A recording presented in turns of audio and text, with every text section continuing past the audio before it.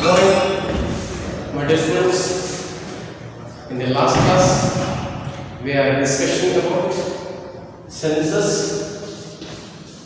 Yes, and before mode of data collections, personal internet, mail questionnaires, and telephone interviews. Yes, this such concept we have already discussed. And next one is census. Census also we have discussed in last class. So just glance, census means complete information collected by the total population. Or complete enumeration, information collected by complete enumeration of the total population. But in India, census was started 1881, but the real census was started 1891. Still 2021, and then next year one census will be conducted by the government, isn't it? And then we have 14 census are done in our country. Okay, clear. So next we shall pass on to discuss another one is sample survey. So what do you mean by sample survey? Because census andre enadru census andre total population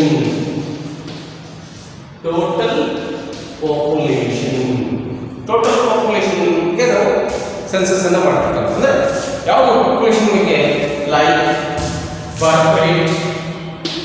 birth rate, death rate, next migration, literacy, yes, and economic growth.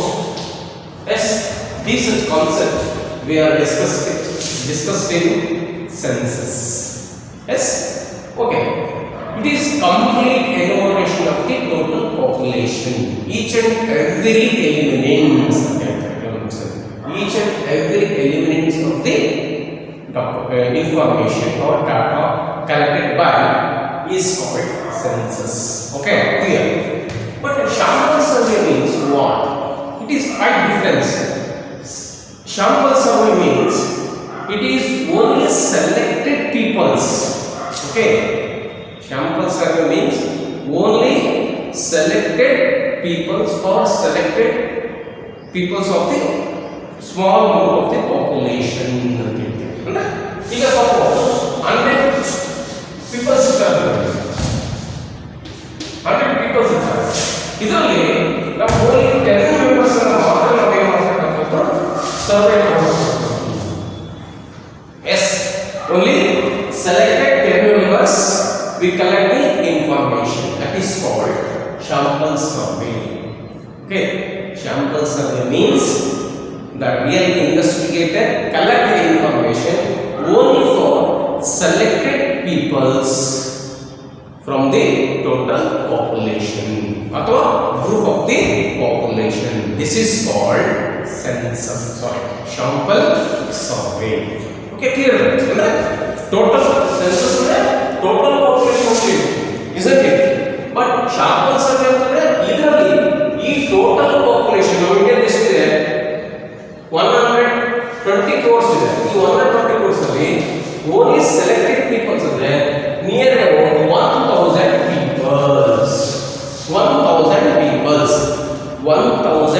peoples we are selected to got a information or collect a information. That is called sample survey. Yes, isn't it? Isn't clear? Sample survey ಅಂದ್ರೆ ಏನು ಗೊತ್ತಿಲ್ಲ, ಬಹಳ ಏನು ಮಾಡಬಾರದು. Sample survey means the investigator collect the information only selected peoples in the group of population. This is called sample survey.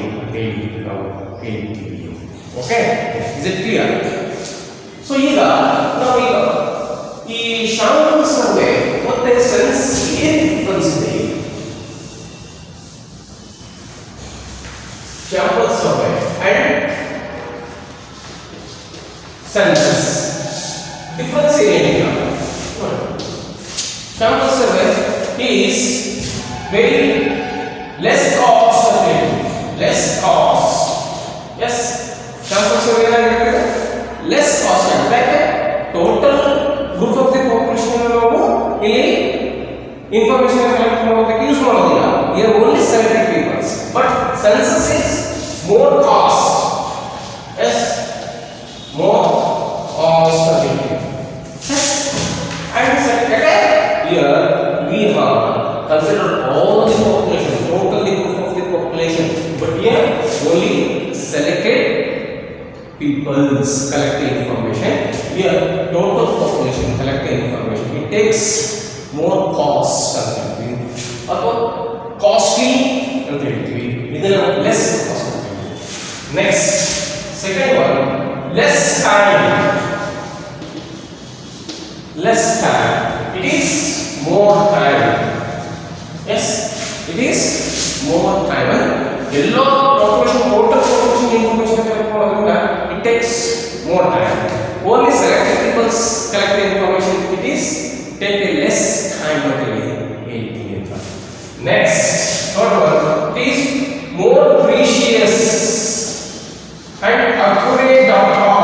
Yes, more precious and accurate data. Yes, it is more precious and accurate data. But it is also more, it is less precious.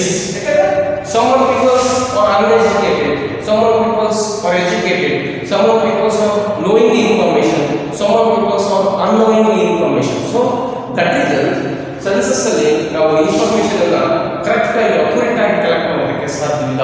Because of these such reasons, some people are educated, uneducated, and some people are unknowingly the concept or information, isn't it? But here sample survey, the information should be accurate and precious. ಯಾಕಂದ್ರೆ ನಾವು select ಮಾಡಿರ್ತೀವಿ, that persons should be, we are selected, collect the information, isn't it? That reasons it is more precious and accurate data of it. ಇದನ್ನು difference ಅಂತ ಹೋಗ್ಬೋದು. ಅಂತಂದ್ರೆ ಇಲ್ಲಿ ನಾನು difference ಹೇಳಿದಲ್ಲ, census sample survey and census difference ಏನು ಹೇಳಿದಲ್ಲ, ಇದನ್ನೇ ಡಿಮೆರಿಟ್ಸ್ ಹೇಳ್ಬೋದು. ಏನು right any 4 demerits merits of sample survey ಅಂತ ಹೇಳಿದ್ರೆ ಇವೇ 3 ನೀಡಬಹುದು. ಎಸ್, ಇವೇ 3 ನೀಡಿದ್ರು ನಿಮಗೆ ಮಾರ್ಕ್ಸ್ ಸಿಗುತ್ತೆ ಹೇಳಿ ಹೇಳ್ತೀನಿ. ಅರ್ಥ ಆಯ್ತಾ? ಈಗ ಏನಂದ್ರೆ ಇನ್ನು ನಾನು ಹೇಳ್ತೀನಿ merits of sample survey. It is less cost and less time and more precious and accurate data. More precious and accurate data. Yes, ಅರ್ಥ ಆಯ್ತಾ?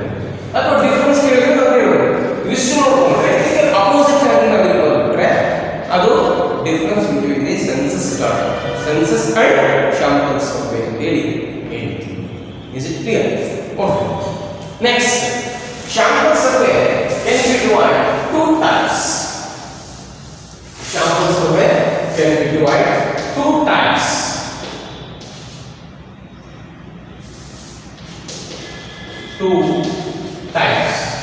One is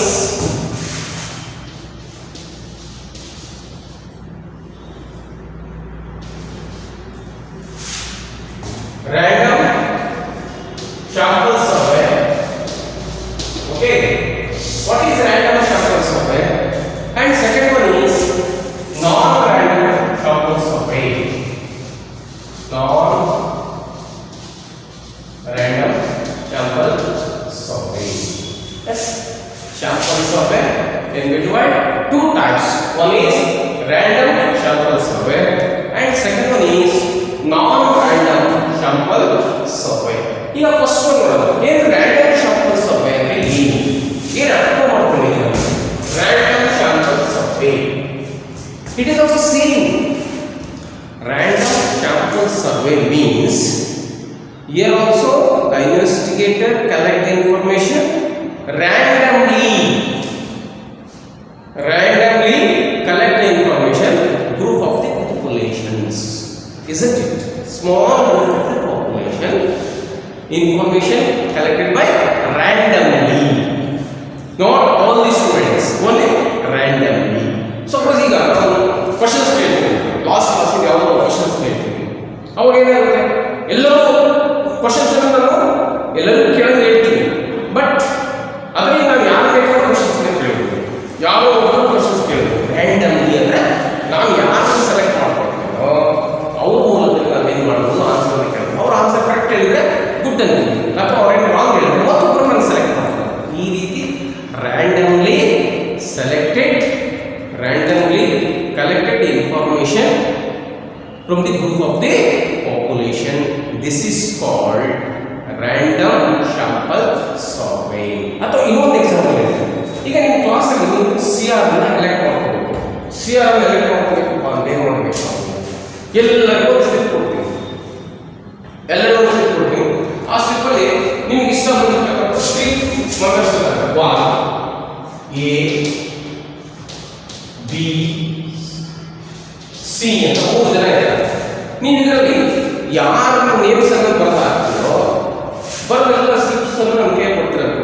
ಫೈನಲ್ ಆಗಿ ನಾವು ಮಾಡ್ತೀವಿ, ಆ ಸ್ಲಿಪ್ಸ್ ಎಲ್ಲ ಓಪನ್ ಮಾಡಿದಾಗ ಎ ಅನ್ನೋ ಕೌಂಟ್ ಜಾಸ್ತಿ ಇದೆಯೋ, ಬಿ ಅನ್ನೋ ಕೌಂಟ್ ಜಾಸ್ತಿ ಇದೆಯೋ, ಅಥವಾ ಸಿ ಅನ್ನೋ ಕೌಂಟ್ ಜಾಸ್ತಿ ಇದೆಯೋ, ಎಸ್ ಅವಾಗ then is elected the class representative, isn't it? So ಈ ರೀತಿ ನಾವು ಏನು ಮಾಡ್ತೀವಿ, ಕ್ಲಾಸ್ ರೆಪ್ರೆಸೆಂಟೇಟಿವ್ ಯಾವ ರೀತಿ ರ್ಯಾಂಡಮ್ ಸೆಲೆಕ್ಷನ್ ಮಾಡ್ತೀವೋ it is called random sample survey. ಅಥವಾ ನಾವು ಏನು ಕೇಳಬೇಕು, ನಿಮ್ಮಲ್ಲಿ ಯಾರು CR ಮಾಡ್ತೀವಿ, ಯಾರು ಏನು ನಿಲ್ತೀರಾ, ಅಥವಾ ನೀವು ಎಲ್ಲರೂ ಇನೋವಾನಿಮಸ್ ಆಗಿ ಒಬ್ಬರನ್ನು ಸೆಲೆಕ್ಟ್ ಮಾಡ್ತಕ್ಕಂಥದ್ದು, that is random sample survey ಅಂತ ಹೇಳ್ತೀವಿ. Yes, this is one. What is random sample survey? Random sample survey means the investigator collect information randomly in the group of the population. This is called random sample survey. Is it clear? Okay. And next, second one, non-random sample survey. What is non-random sample survey? What is non-random sample survey? Here only, non-random sample survey means the investigator collect the information.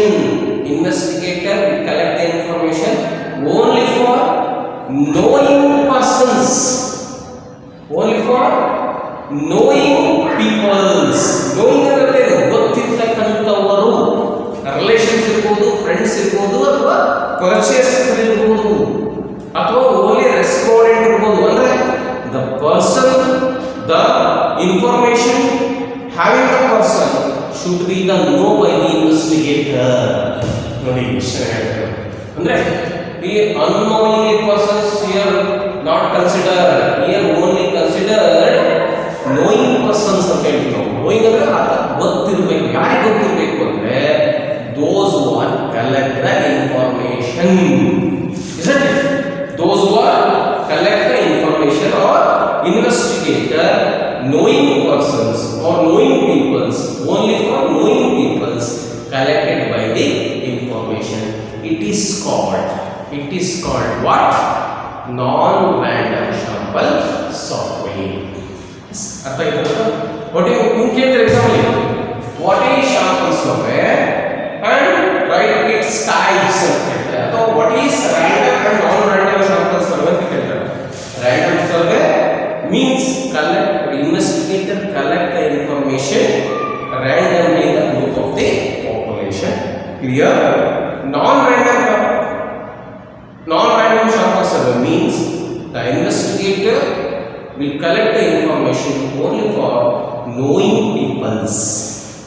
Only for knowing peoples. That is called non-random sample survey.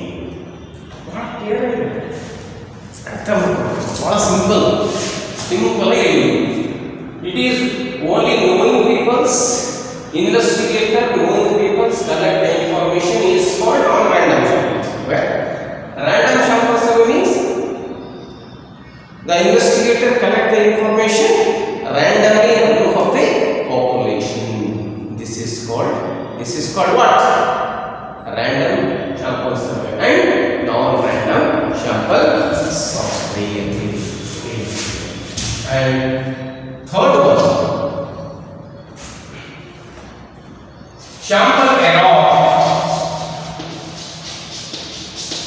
Sample error. What is meaning by sample error? Yes. What do you mean by sample error?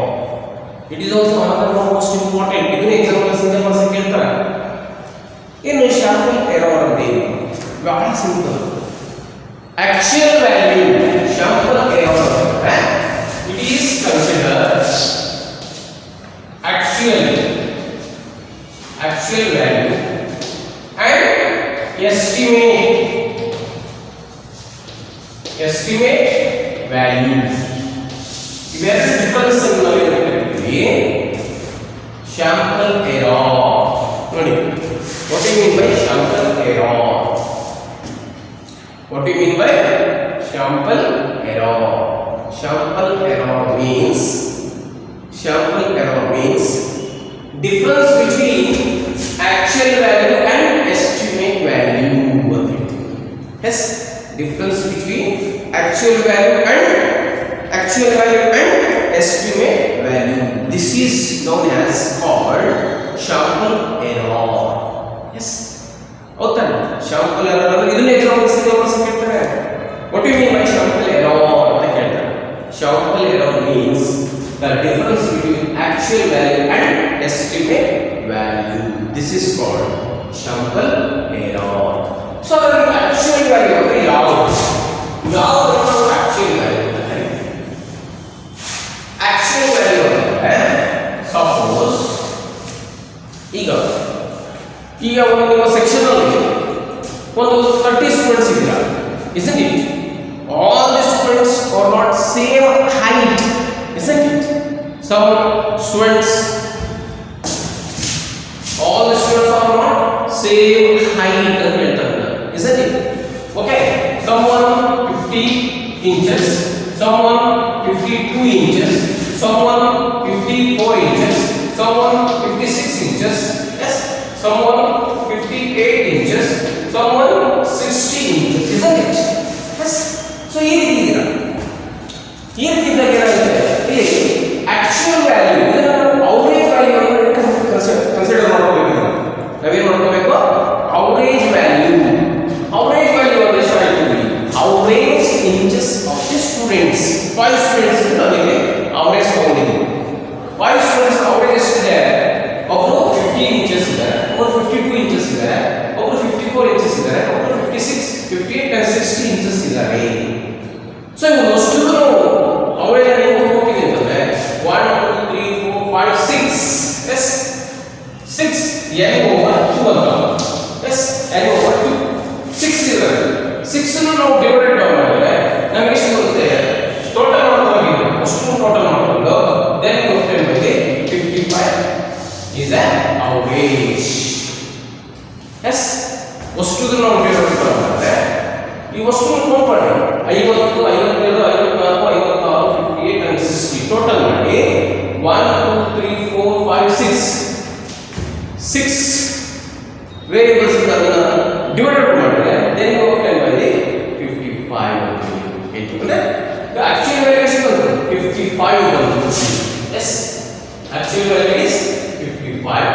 And next, estimate value. Estimate value estimate value ನೋಡಿ ಬೇಕಾದ್ರೆ 60 5 158 115 S 115 form ಮಾಡೋಣ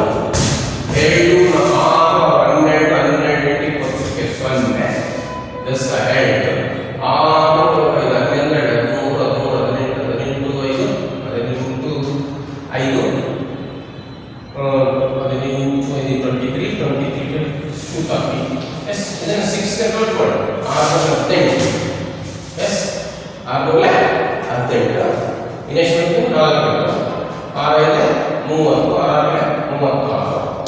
6 average ಎಷ್ಟು ಬರುತ್ತೆ ಅಲ್ಲಿ 6 divide ಮಾಡಿ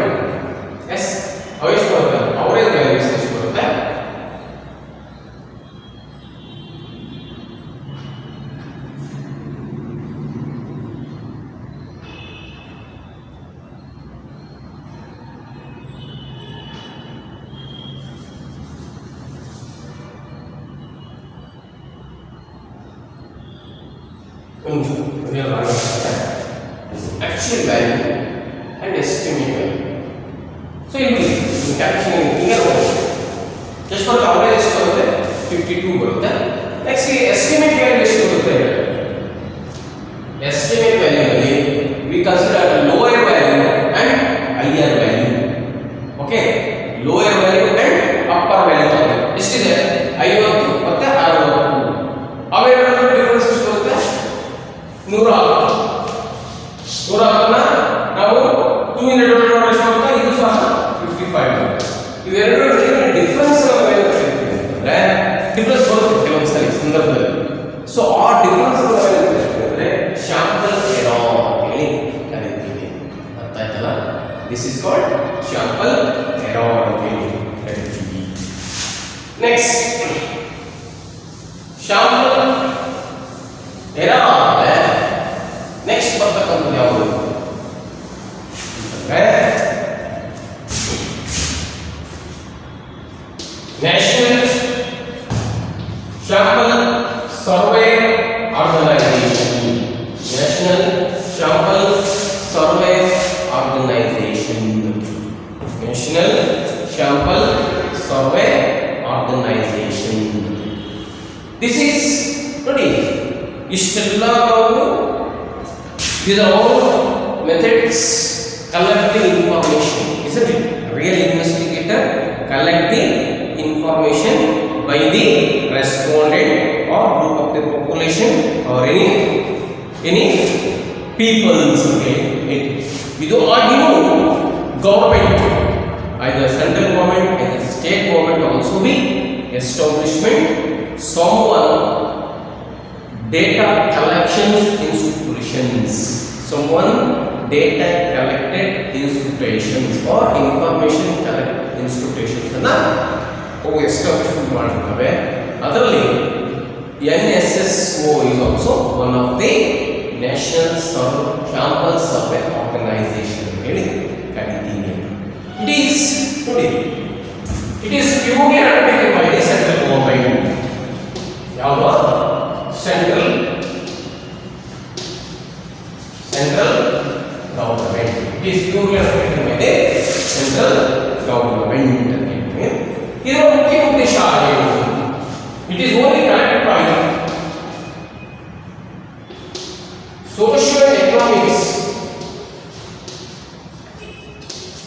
socio-economic status of the peoples. Yes, ಇದು ಯಾವುದು? Which one? National Sample Survey. Which one information collected by the ಅಂತಂದ್ರೆ it means collected and provide the government ಅಂತಂದ್ರೆ it is only collected by socio-economic status of the population in the country.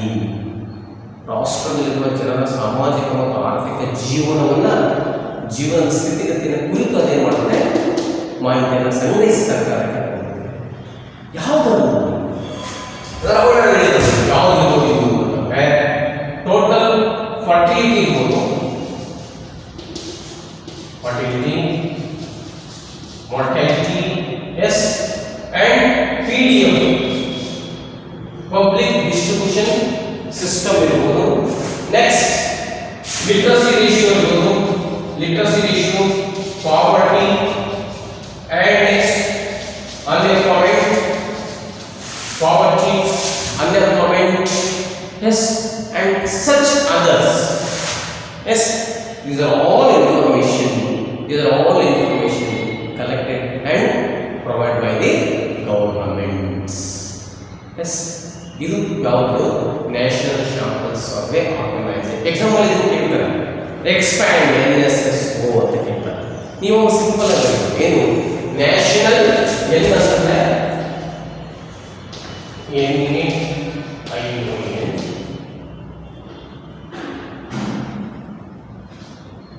National sample survey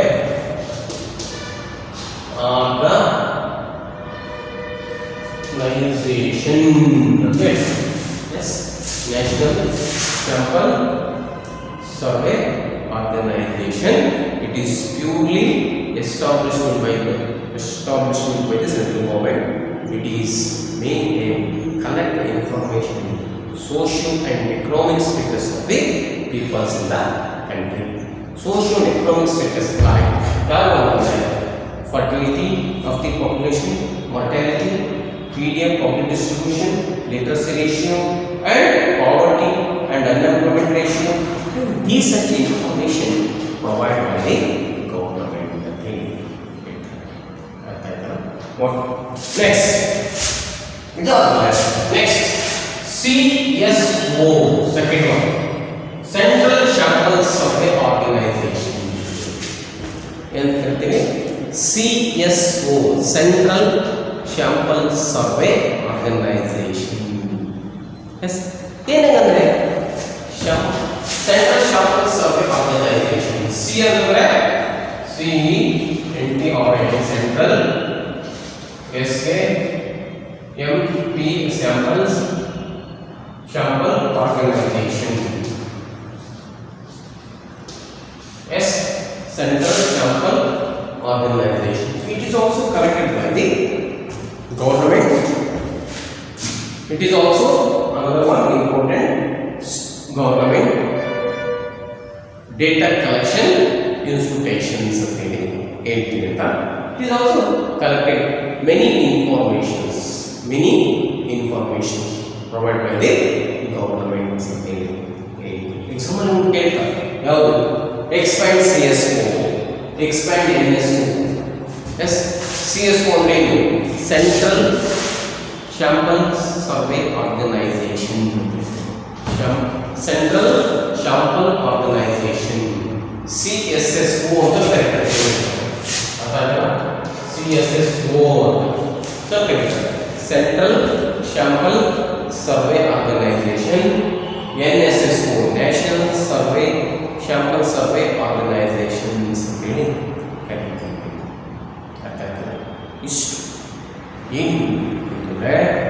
Second chapter data collections ಅಂದ್ರೆ ಯಾವ ರೀತಿ ನಾವು ಡಾಟಾವನ್ನು collection ಮಾಡಬಹುದು ಅನ್ನೋದಕ್ಕೆ ಹೇಳ್ತೀನಿ. ಲಾಸ್ಟ್ ಯಾವುದು ಸೆಕೆಂಡರಿ ಡಾಟಾ. ನಾನು ಇಲ್ಲಿ ಇಷ್ಟೆಲ್ಲ ಹೇಳಿದ್ದು ಯಾವುದು ಅಂದರೆ mode of collections of data. Primary data ಅಂದ್ರೇನು, ನೆಕ್ಸ್ಟ್ ಪ್ರೈಮರಿ ಡಾಟಾದಲ್ಲಿ ಯಾವ ರೀತಿ ನಾವು ಡಾಟಾವನ್ನು ಕಲೆಕ್ಷನ್ಸ್ ಮಾಡ್ತೀವಿ ಅನ್ನೋದ್ರ ಬಗ್ಗೆ ಹೇಳಿದೆ. Next last one is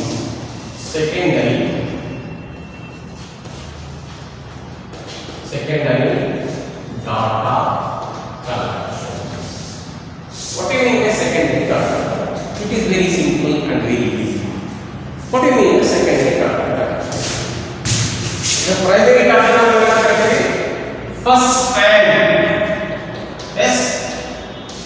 hand information, isn't it? Secondary data it is secondary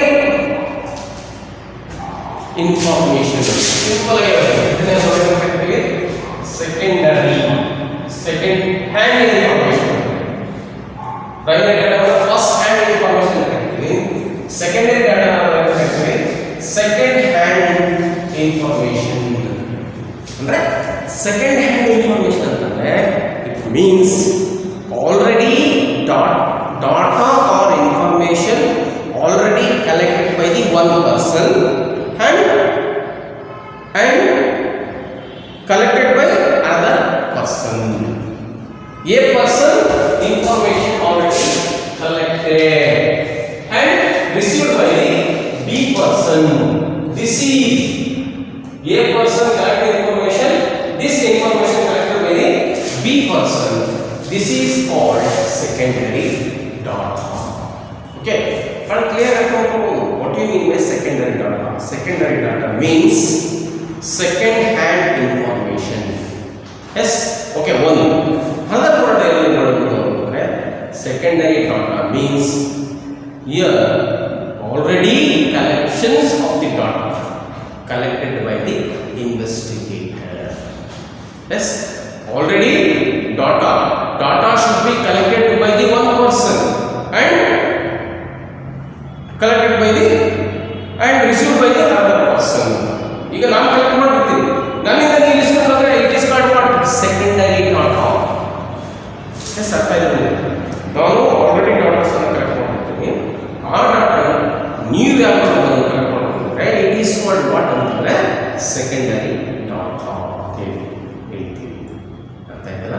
very clear. Secondary data or information collected by the another person or second hand information, it is called secondary data. ಅರ್ಥ ಆಯ್ತಾ? So which are the secondary data collections? which are like secondary data ಯಾಕೆ ಮಾಡ್ತಾರೆ? Government publications ನೋಡಿ, secondary data agency, government publications means government publications. And next, yes, municipalities,